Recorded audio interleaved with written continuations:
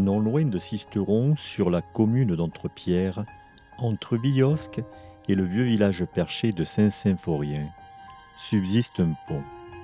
Un très vieux pont qui a traversé les siècles. Il s'agit du pont de la Reine Jeanne.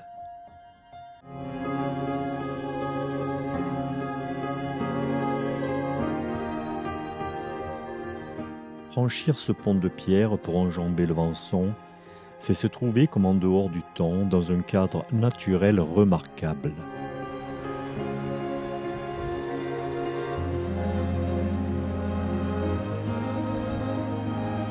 Le pont, dont la forme endodane, selon la tradition des ponts médiévaux, constitue une prouesse technique du fait de l'étroitesse de la chaussée, 2 mètres, de sa longueur, 35 mètres, et de sa hauteur, 10 mètres au-dessus du torrent.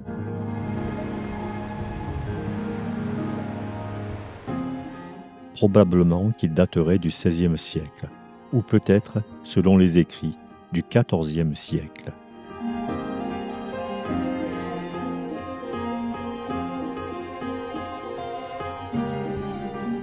Mais pourquoi nomme-t-on ce pont le pont de la Reine Jeanne? Qui était la Reine Jeanne? Petite fille par son père du roi d'Anjou, Jeanne lui succéda en 1343.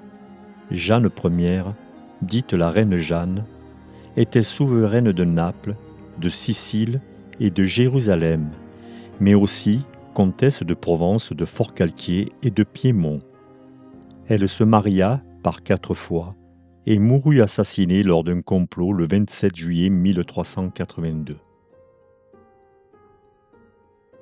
Construit dans le lit du Venson, ce pont fait référence à la Reine Jeanne en reconnaissance du bien qu'elle fit au peuple sisteronais en améliorant ses conditions de vie. Mais la référence à la Reine Jeanne pourrait accréditer une autre histoire.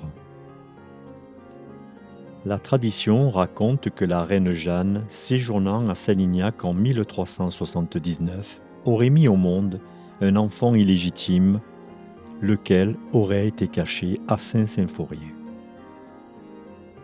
Pour acheter la discrétion et le silence des habitants du vieux village, la Reine Jeanne aurait accédé à la demande des villageois en construisant un pont sur le Venson pour rallier entre autres Sisteron et ses alentours.